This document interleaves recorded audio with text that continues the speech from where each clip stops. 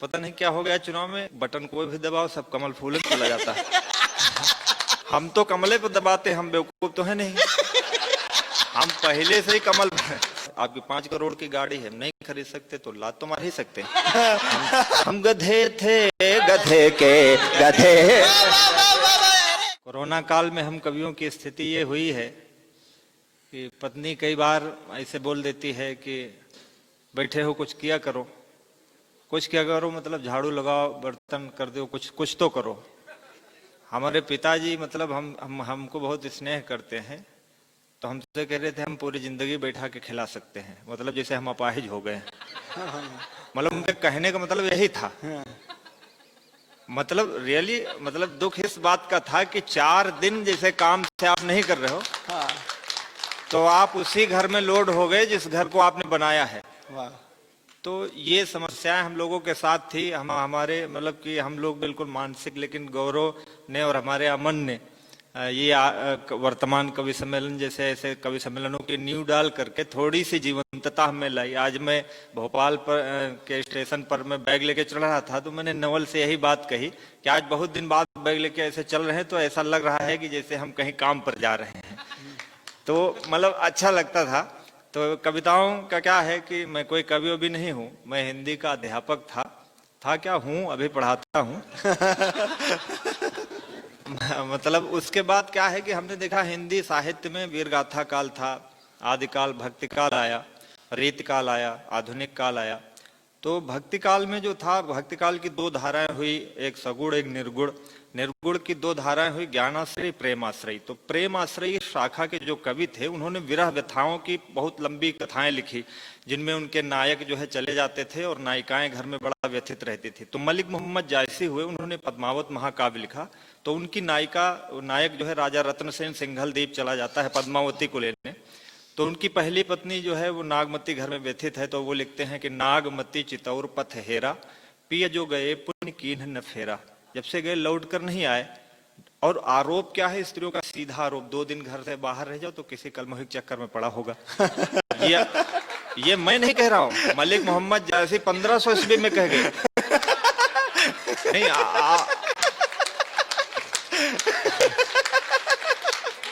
नहीं मैं नहीं कह रहा हूं, उनकी चौपाई है कि नागर काहू नारी बस परा, सोई मोर पिय मोसोहरा। वो किसी चतुर स्त्री चक्कर में पड़ा है और उसी ने। तो ये इंदौर शहर मेरे लिए बड़ा महत्वपूर्ण इसलिए भी है कि हमारे मोहल्ले के कम से कम 50 घर यहाँ हैं आज वर्तमान में, यहाँ इंदौर में। तो जब हम छोटे थे तो पता चले कि काका कहाँ जा रहे हैं, काका इंदौर जा रहे हैं। तो ऐसा लगे कि इंदौर में कुछ होता तो कोई विशेष बात है जो इंदौर जाया जाता है, ऐसा लगता था। तो मतलब बचपन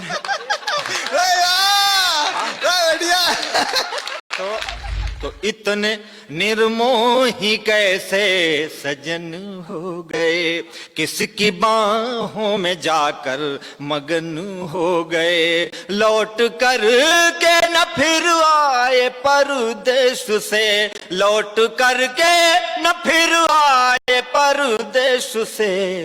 आदमी ना हुए काला धन हो गए, आदमी। आज आप समझते बहुत अच्छा है। पति कहता है चिट्ठी में कि जब आऊंगा तुम्हारे लिए झुमके लाऊंगा, कंगन लाऊंगा, चूड़ियां लाऊंगा। पत्नी कहती मुझे ये नहीं चाहिए कि चैन मिलता नहीं है, न दिन रैन में चैन मिलता नहीं है, न दिन रैन में तुम हो उलझे कहाँ लेन में दे। क्या बात है, वाह। कि मेरे जीवन की उखड़ी पड़ी पटरियां, मेरे जीवन की उखड़ी हुई पटरियां, आग लग जाए तुम्हारी बुलेट ट्रेन में, आग लग जाए तुम्हारी बुलेट ट्रेन में। आप बहुत अच्छा समझते हैं, हम वो नहीं कह रहे हैं जो आप समझ रहे हैं। हम तो चिट्ठी वाली बात कह रहे हैं, लेकिन आप समझदार ज्यादा हैं तो समझ कुछ और रहे हैं। तो लेकिन आप जो समझ रहे हो हम कह वही रहे, लेकिन उस तरह कह नहीं रहे कि आप समझ जाओ। कहते कि चले आओ वरना कोई न कोई वैकल्पिक व्यवस्था कर लेंगे। जो पत्नी वाली व्यवस्था ये भी है, तो वो कहती है कि वापस चले आओ, क्योंकि समय जो है वो बीत जाएगा तो फिर कोई मतलब नहीं जीवन का, कि रुत चली जाएगी फिर से आनी नहीं, रुत चली जाएगी फिर से आनी नहीं, यह जवानी रहेगी जवानी नहीं, सब्र की एक सीमा भी होती पिया, धैर्य की एक सीमा भी होती पिया, हर किसी का तो दिल आडवानी नहीं, हर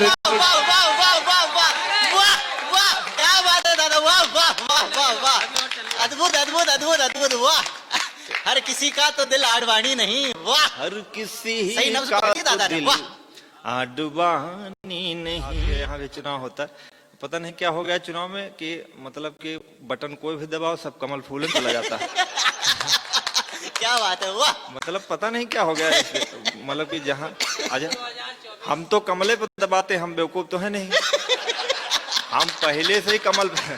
क्या बात है भैया, अरे तालियां बजाओ यार, एक बार तालियां बजाओ दादा के सम्मान में। लेकिन वाह वाह दादा वाह, लेकिन गजब दादा गजब। बाकी लोग पता नहीं जहां दबाते सब जाता वहीं। तो जो जो मतलब कि हमारे यहाँ नेता हैं तो मतलब 5 साल जैसे चुनाव होता है तो जब तक चुनाव चलता है तब तक सफारी शीशा बंद नहीं होता, और जैसे चुनाव खत्म हुआ फिर खुलता नहीं। तो ये जो समस्या है उससे हमने 4 पंक्तियां लिखी। हमारे यहाँ गाड़ियों पे लिखा होता है लक्ष्य 2014, लक्ष्य 2019, लक्ष्य 2000। तो लक्ष्य शब्द का इस्तेमाल कभी पवित्र काम में नहीं होता है। लक्ष्य का मतलब है खून चूसना है। लक्ष्य मतलब लक्ष्य शब्द पर आप बहुत गौर करो तो लक्ष्य शब्द ही वो मतलब थोड़ा सा अखरने वाला है। तो जैसे कोई नेता लिख के आवे लक्ष्य, तो कहेगा तुम्हारा लक्ष्य कुछ तो है, कुछ तो अंदर है पका हुआ। तो वो हमने 4 पंक्तियां लिखी स्वागत। कि लक्ष्य हम पर सधे थे सधे रह गए, लक्ष्य हम पर सधे थे सधे रह गए, हाथ पहले बंधे थे बंधे रह गए, एक आई लहर तुम हुए मंत्री, एक आई लहर तुम हुए मंत्री, हम गधे थे गधे के गधे। एक बार जोरदार तालियां, क्या बात है। तो हम जब इंटरमीडिएट में पढ़ते थे तो जिधर से सौंदर्य गुजरता था उधर हम साइकिल की चैन चढ़ाते थे बैठ के। मतलब हम बचपन से ही विलक्षण प्रतिभा के धनी थे। अच्छा, उसके पीछे भी हमारा धार्मिक मतलब उद्देश्य था। आप हंस रहे हो, मतलब कोई ये मतलब धार्मिक उद्देश्य ये था कि जैसे ये सुंदर सा सभागार बना है, विनीत भाई ने बताया कि ये बना यहाँ छाता लेके, अब इसको देख के लगता है नहीं बहुत विराट हो गया है। तो बनाने वाले की और जिसने बनवाया उसका सम्मान हुआ। तो ईश्वर ने सबको बनाया था तो ईश्वर का कला का सम्मान करने बैठते थे हम उधर। तो इसमें क्या गलत करते थे? तो ईश्वर की कला का सम्मान करते थे, पर हमारे यहाँ जब से एंटी रोमियो लागू हो गया तब से अगर सम्मान कर दो तो सांस्कृतिक कार्यक्रम संपन्न हुई। तालियां बजाते रहो देखो जहां जहां समझ में आ जाए। तो आज ये भी पता लगे गजेंद्र क्या करते हैं। नहीं, हमारा तो खुली किताब है, तुम अपना बताओ। अपना बताओ क्या करते हैं, हम तो जो करते हैं बता रहे नहीं, वो हालत बता रही है आपकी। कि स्वागत स्वागत।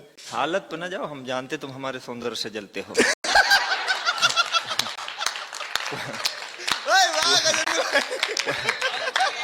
पूरी दुनिया स्लिम फिट होने के लिए क्या क्या नहीं कर रही, हम पहले से हैं। तो हम जानते, हम अपने को जानो। विवेकानंद जी ने क्या कहा था, अपने को जानो। और मैंने जान लिया कि मैं दुनिया का सबसे खूबसूरत व्यक्ति हूँ। और जिस दिन से जाना है उस दिन से मैं आत्मानंद में झूमता रहता हूँ। मतलब क्या है, हम किसी को देखते ही नहीं। सौंदर्य आपका कितना भी विराट हो, व्यक्तित्व हो, हमसे क्या मतलब भाई। आप करोड़ आपके पास एक लग्जरी गाड़ी है 5 करोड़ की, हमसे कोई मतलब नहीं। आप मतलब कि आपके पास आकर्षण है, सौंदर्य है, तो हमारे पास तिरस्कार है।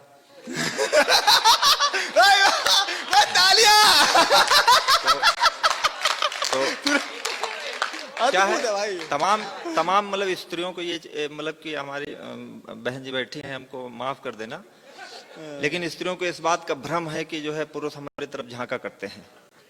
और जबकि हम कभी नहीं झांकते। अब मतलब जैसे सौंदर्य है तो किस लिए है? सौंदर्य तो दर्शन के लिए है।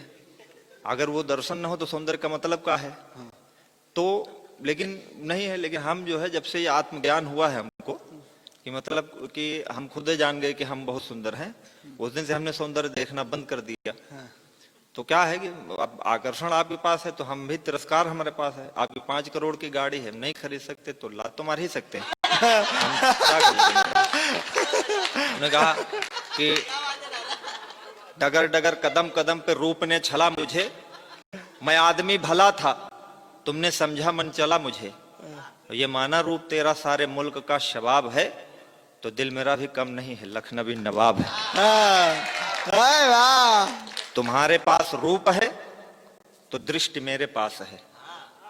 हमारी निगाहें खत्म हो जाए तो जाओ सौंदर्य प्रसाधन की दुकानों पे ताला लगेगा। हाँ। तुम्हारे पास रूप है तो दृष्टि मेरे पास है, नदी तुम्हारा मोल बस मेरे अधर की प्यास है। वाह। कल से ये प्यास बुझ गई तो नदी में चाहे बिस्लेरी बहे चाहे किनले, हमसे क्या मतलब है ना? तालियां बजाते जाओ, समझदार। ताली बजाते रहे। गजेंद्र भाई लग जाओ। खुश रहो। आप गौरव को अपना चेला बना के ले जा रहे हैं उत्तर प्रदेश। तुम्हारे पास रूप है तो दृष्टि मेरे पास है, नदी तुम्हारा मोल बस मेरे अधर की प्यास है, बस एक इतना भेद है युगों युग